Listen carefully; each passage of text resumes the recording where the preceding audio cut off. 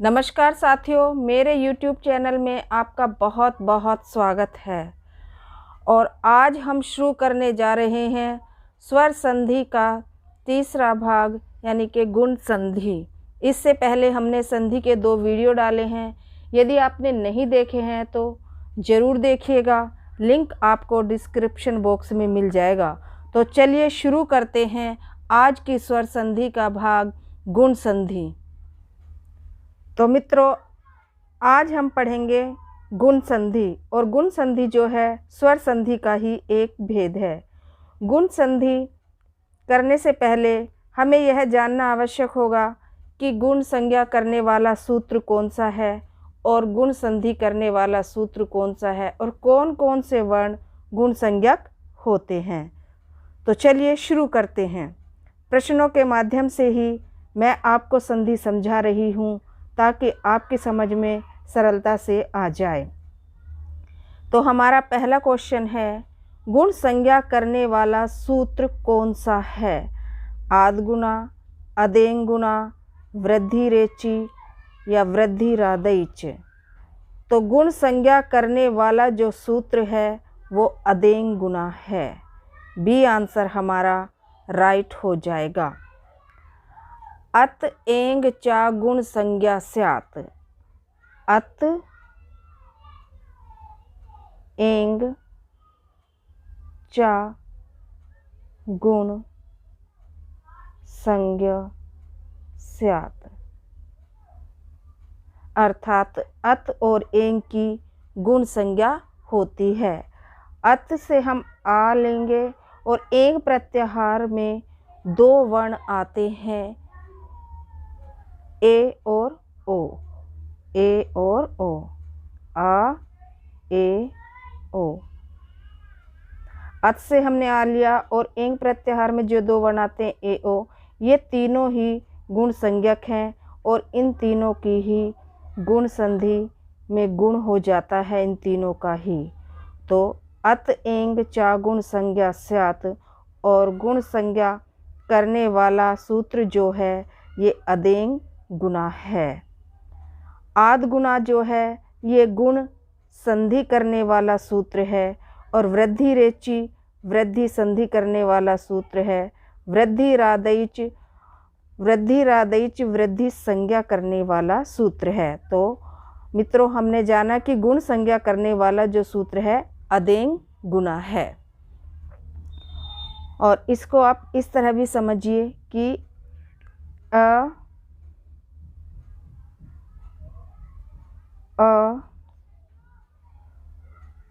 ई उ री लिरी। हमारे जो पहले वर्ण होंगे वो ए या आ होंगे और इधर जो ई ह्रस्व ई हो या दीर्घ ई हो, ह्रस्व उ हो या दीर्घ उ हो, और री हो या दीर्घ री हो, और लिरी का तो दीर्घ होता ही नहीं, लिरी केवल ह्रस्व रहता है। तो हमारे जो पहले के वर्ण हैं वो रहेंगे ए आ, और ई उ री लिरी ये हमारे बाद वाले वर्ण होंगे। और जो हमारे संधि होकर बनेगा, संध्यंत वर्ण जो हमारे होंगे वो होंगे ए ओ अर और अल। री का जो है अर होगा और लिरी का अल होगा। नेक्स्ट क्वेश्चन, गुण संधि करने वाला सूत्र कौन सा है?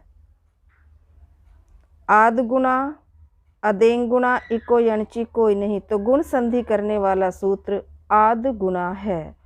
और ये आद क्या है? ह्रस्व अ या दीर्घ आ, ये आद है।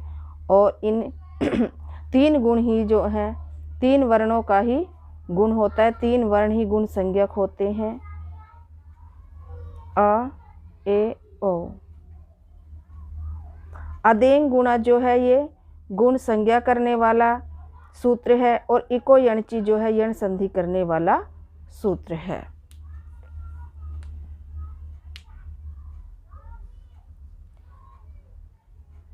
मित्रों, इधर देखिए, ए का जो उच्चारण स्थान है ये हमारा है कंठ। और ई का उच्चारण स्थान जो है हमारा क्या है, ई का उच्चारण स्थान तालु। और आ ई मिलकर ए हो जाता है। तो जब हम गुण करेंगे तो आ ई मिलकर क्या हो जाएगा, ए हो जाएगा। और ये ए ही क्यों होता है, क्योंकि इन दोनों का उच्चारण स्थान एक है। और जिन दोनों का उच्चारण स्थान होगा उसी के स्थान पर हम कोई ऐसा वर्ण रखेंगे जिसका उच्चारण स्थान कंठ और तालु दोनों है। तो ए का उच्चारण स्थान कंठ और तालु दोनों है। इसलिए अगर पूर्व वर्ण हमारा ए है या आ है और बाद वाला वर्ण ई उ रील री है और बाद वाला वर्ण हमारा दीर्घ ई या ह्रस्व ई है तो उसके स्थान पर ए हो जाएगा। इसी तरह से हमारा पूर्व वाला वर्ण ए आ, पूर्व में तो हमारे ए आ ही रहेंगे।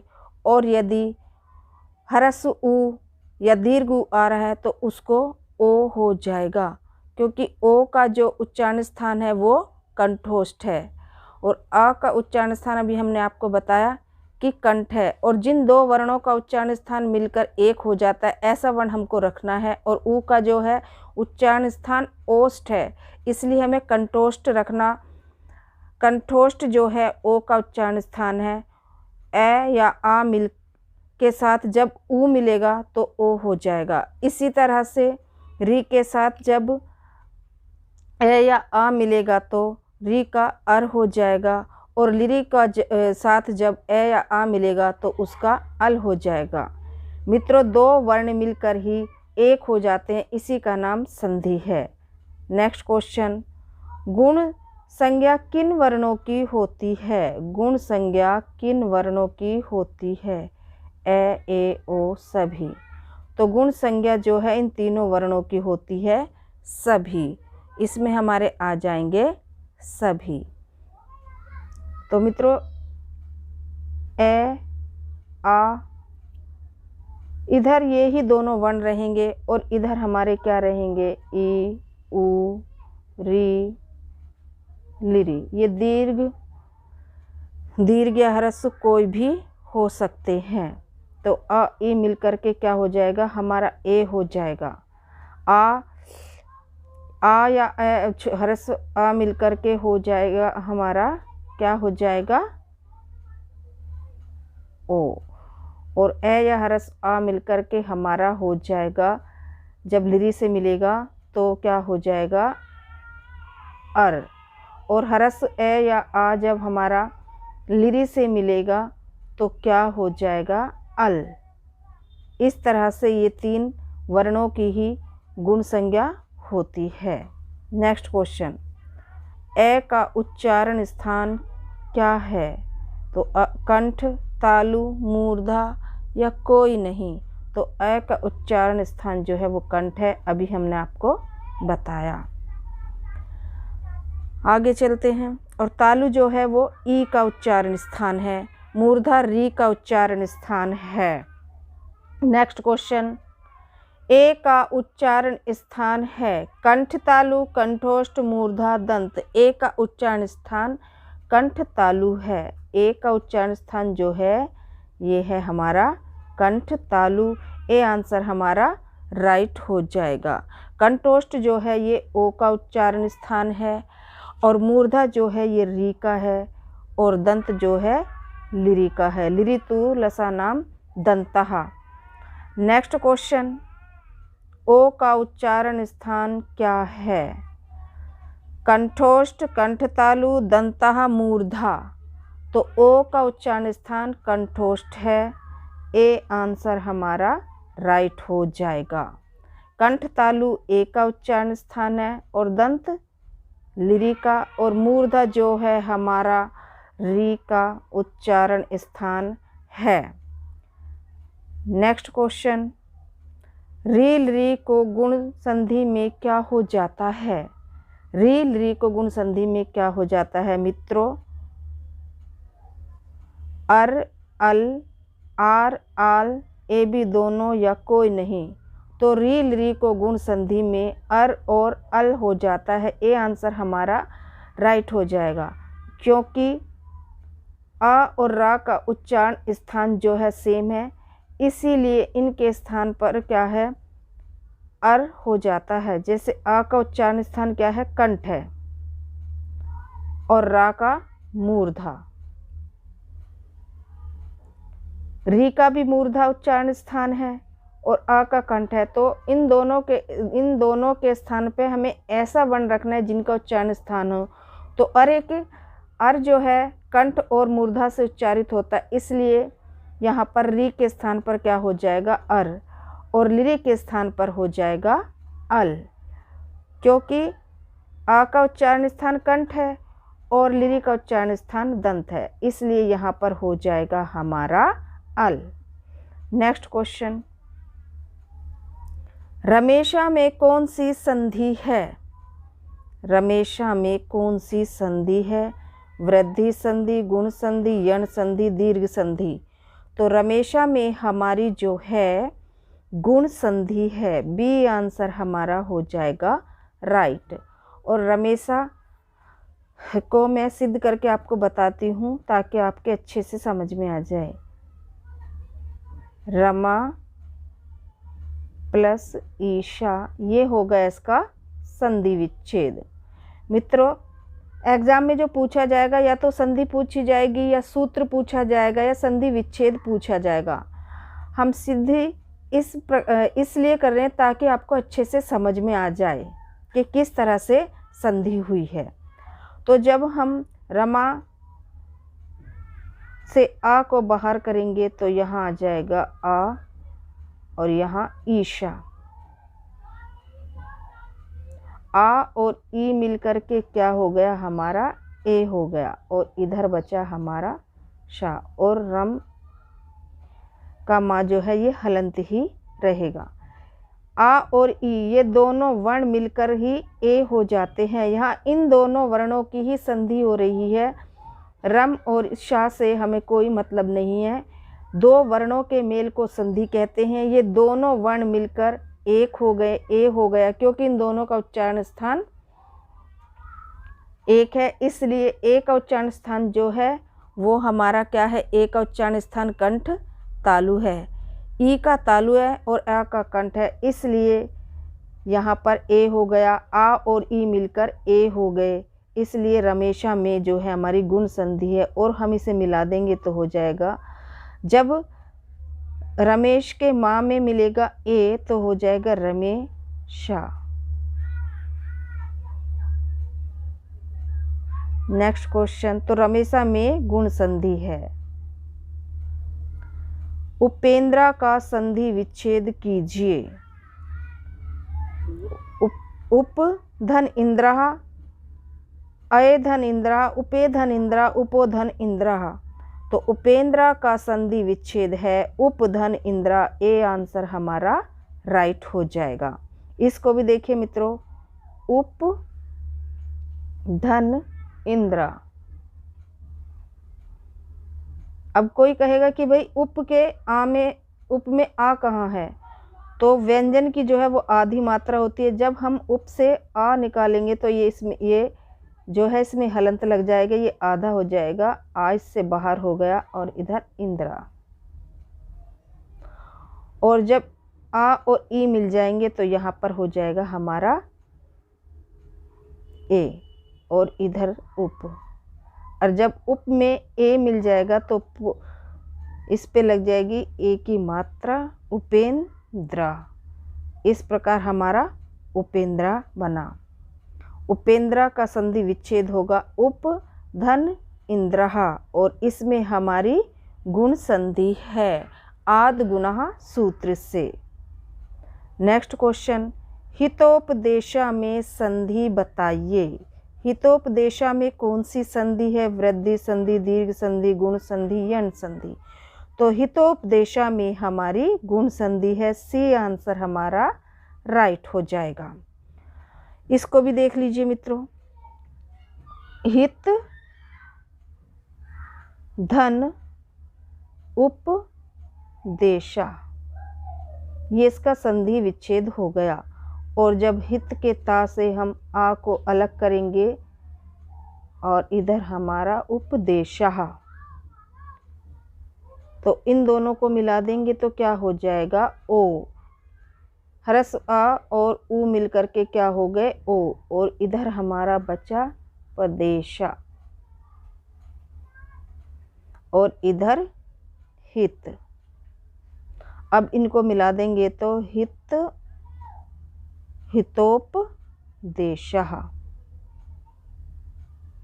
तो हितोपदेशा में जो है हमारी गुण संधि है मित्रों, और इसका सूत्र है आद गुणः। गुण संधि का सूत्र है आद गुणः। तो हितोपदेशा में जो है वो गुण संधि है, और हित प्लस उपदेशा इसका संधि विच्छेद है। नेक्स्ट क्वेश्चन, महर्षि में संधि बताइए। महर्षि में संधि बताइए। कौन सी संधि है महर्षि में, और जो है इसका संधि विच्छेद क्या होगा, इसका संधि विच्छेद क्या होगा। महाधन ऋषि, महाधन ऋषि, महधन ऋषि, महाधन ऋषि, महाधन ऋषि। तो महर्षि में जो संधि विच्छेद होगा ये है महाधन ऋषि। ए आंसर हमारा हो जाएगा राइट। और इसमें गुण संधि है आद गुणः सूत्र से। अब इसको देखिए, महाधन ऋषि, ये हो गया इसका संधि विच्छेद। और जब महा से हम आ बाहर करेंगे तो ये हो जाएगा हमारा इधर ऋषि, और इन दोनों को जब हम मिला देंगे तो यहाँ पे हो जाएगा हमारा अर, और यहाँ हमारा बचा शी, और इधर महा। और जब महा के ह में मिलेगा आ तो पूरा हो जाएगा महा, और ये हमारा हो गया ऋषि। रा हो जाएगा शी के ऊपर, ये हो गया हमारा महर्षि। इसी प्रकार से हमारा जो है देवऋषि बनेगा। इसी प्रकार से हमारा देवऋषि, राजऋषि, राजऋषि और सप्तऋषि, सप्तऋषि।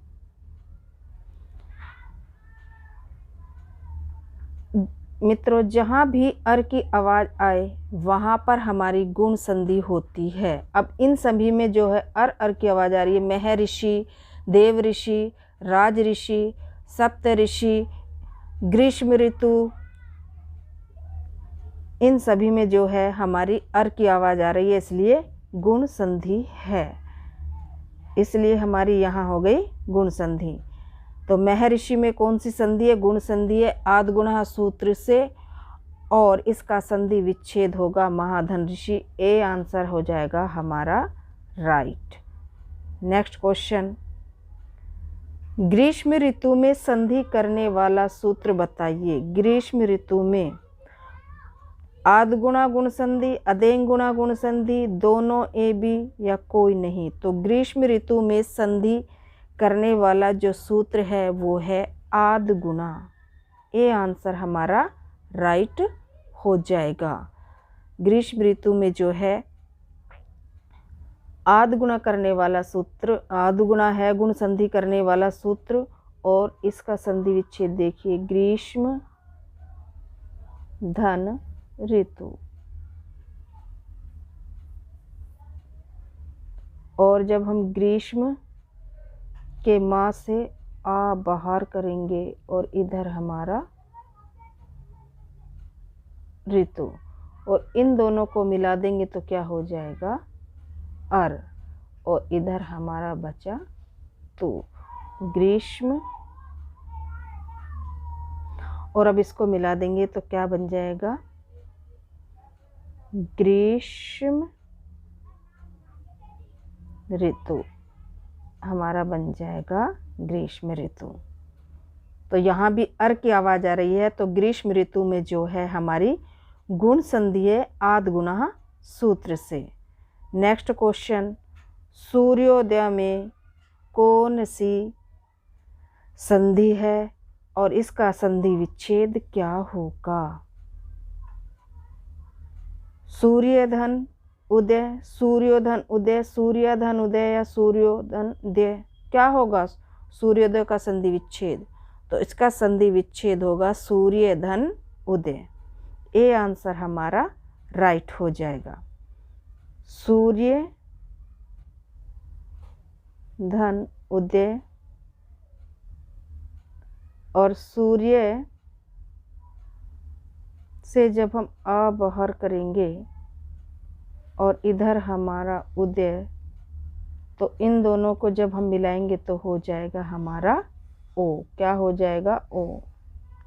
और इधर हमारा बचा दय, सूर्य, और जब इसको हम मिलाएंगे तो बन जाएगा सूर्योदय। तो सूर्योदय में हमारी गुण संधि है आद्गुणः सूत्र से, और इसका संधि विच्छेद होगा सूर्यधन उदय।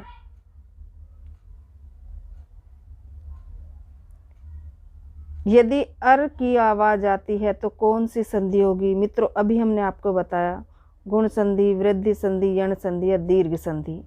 तो मित्रों, जहाँ पर भी अर की आवाज़ आती है वहाँ पर हमारी हो जाती है कौन सी संधि? गुण संधि। ए आंसर हमारा राइट हो जाएगा। और जहाँ आर की आवाज़ होती है वहाँ होती है वृद्धि संधि। आर की आवाज़ आएगी तो वहाँ पर होगी हमारी वृद्धि संधि। जब हम वृद्धि संधि पढ़ेंगे तो इसको तब बताएंगे। अभी हमने आपको बहुत सारे उदाहरण बताए कि जहाँ आर की आवाज़ आएगी वहाँ पर हमारी क्या हो जाएगी?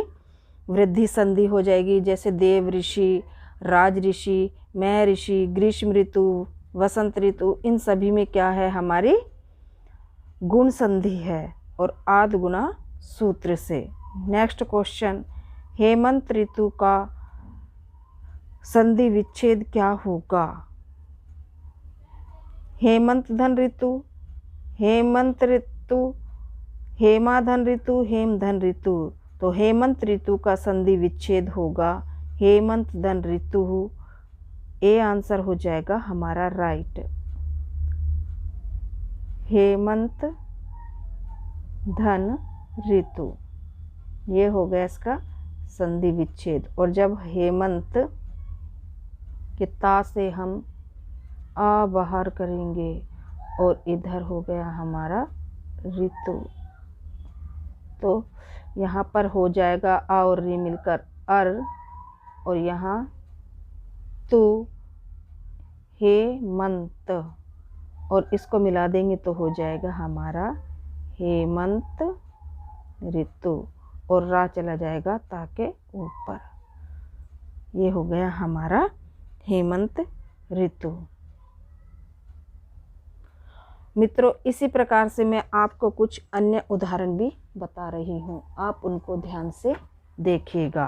पहले मैं ए के कुछ उदाहरण आपको बता देती हूँ जहाँ हमारा ए होगा। जैसे सुरेशा, सुरेशा, रमेशा, गणेशा, गजेंद्रा, गजेंद्रा, दिनेशा, कमलेशा आदि सभी में गुण संधि है आद गुणा सूत्र से। इसको मैं आपको सिद्ध करके भी दिखा देती हूँ। जैसे ए सुरेशा, सुरेशा, सुरेशा, इसका संधि विच्छेद होगा सुर प्लस ईशा, और इसमें भी जब हम रा से आ बाहर करेंगे और इधर हमारा हो जाएगा ईशा, तो यहाँ क्या होगा? हमारा हो जाएगा ए, रस ए और ई मिलकर के ए हो गया, और जब हम इसको मिलाएंगे तो हमारा बन जाएगा सुरेशा। इसी तरह से हम गणेशा भी आपको बता देते हैं। गणेशा, गणेशा में भी हमारी गुण संधि है गण प्लस ईशा। और जब हम गण के अणा से आ बाहर करेंगे और इधर हो गया हमारा ईशा, तो ह्रस्व आ और ई मिलकर क्या हो गए ए, और यहाँ हुआ शा, तो हमारा बन गया गणेशा। क्या बन गया हमारा गणेशा। इसी प्रकार से मित्रों अब ओ के भी कुछ उदाहरण देख लीजिए। जैसे हमारा गंगोत्सव, गंगोत्सवः,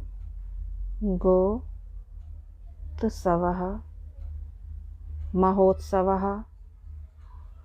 नोट करते चलिए मित्रों, महोत्सवः, चंद्रोदय, चंद्रोदय, जलोर्मी, जलोर्मी। ये सभी जो हैं ओ के उदाहरण हैं। मैं आपको सिद्ध करके भी बता देती हूँ। जैसे हमारा है जलोर्मी। जलोर्मी बहुत ही इम्पोर्टेंट है। जलोर्मी, जलोर्मी का अर्थ है जल की तरंग। उर्मी माने होता है तरंग। जब हम इसका संधि विच्छेद करेंगे तो हो जाएगा जल धन ऊर्मी। और जब हम जल के ला से आ बाहर करेंगे और इधर हो जाएगा हमारा ऊर्मी, तो आ और ऊ मिलकर के क्या हो जाएगा ओ, और इधर हमारा जल। और जब हम इसको मिला देंगे तो बन जाएगा हमारा जलोर्मी। इसी तरह से आप देखिए चंद्रोदय। चंद्रोदय का संधि विच्छेद होगा चंद्र धन उदय। और जब चंद्र से हम आ को बाहर करेंगे और इधर हमारा हो जाएगा उदय। आ और ऊ मिलकर हो जाएंगे ओ, और इधर हमारा चंद्र, और इसको मिला देंगे तो बन जाएगा हमारा चंद्रोदय। चंद्रोदय।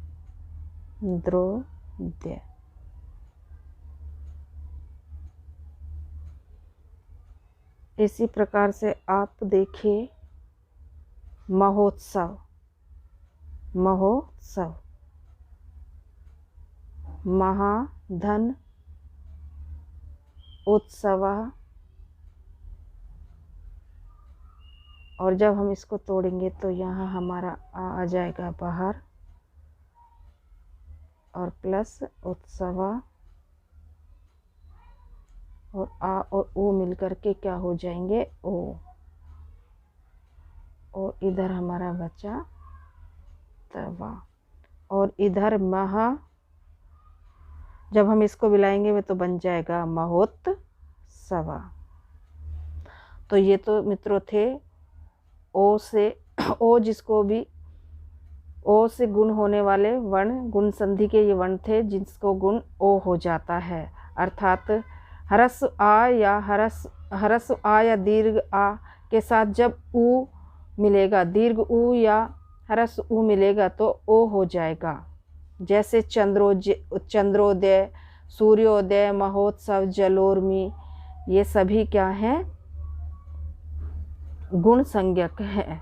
गुण संधि में ओ गुण हुआ है इन सभी में। इसी प्रकार से हम देख लेते हैं और अल से भी बनने वाले कुछ शब्द। जैसे हमारा अर से क्या बनेगा देव ऋषि, देव ऋषि, देव धन ऋषि। और जब हम देव से आ बाहर करेंगे तो यहाँ पर हो जाएगा ऋषि, और हमारा जब हम इसको मिला देंगे तो देव, इन दोनों को मिलाकर हो गया अर। आ ह्रस्व आ और री को मिलाकर क्या हो गया अर। और जब हम इसको लिखेंगे ऐसे तो ये जो र है ये ऋषि के ऊपर जाएगा, तो ये हमारा बन गया देवर्षि। इसी तरह से राजऋषि भी बनेगा और सप्तऋषि भी। सप्तऋषि को देखिए, सप्त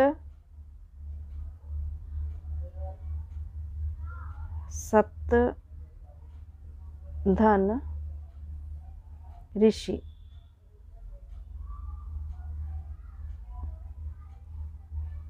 और जब हम सप्त के ता से आ बाहर करेंगे, यहाँ हो जाएगा हमारा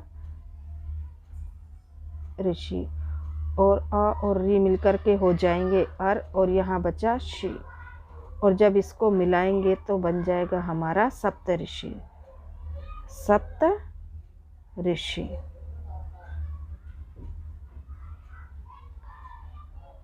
इसी प्रकार से हमारा बनेगा ग्रीष्म ऋतु, वर्षा ऋतु और शीत ऋतु। अब वर्षा ऋतु को देख लीजिए। वर्षा धन ऋतु, ये इसका हो गया संधि विच्छेद। और जब हम वर्षा से आ बाहर करेंगे, आ, और यहाँ हो जाएगा हमारा ऋतु। तो आ और ई मिलकर के, आ और री मिलकर के क्या हो गए अर, और इधर हुआ तो, और इधर वर्ष तो। और जब हम इसको जोड़ देंगे तो हो जाएगा वर्ष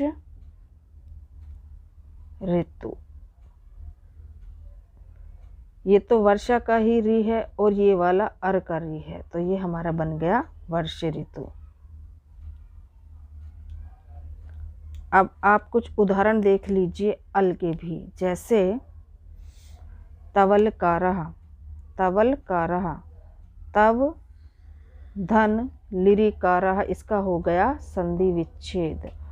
और जब तव से हम, तब के बाद से हम आ बाहर करेंगे और इधर लिरिकारः, तो यहाँ पर हो जाएगा, क्या हो जाएगा अल।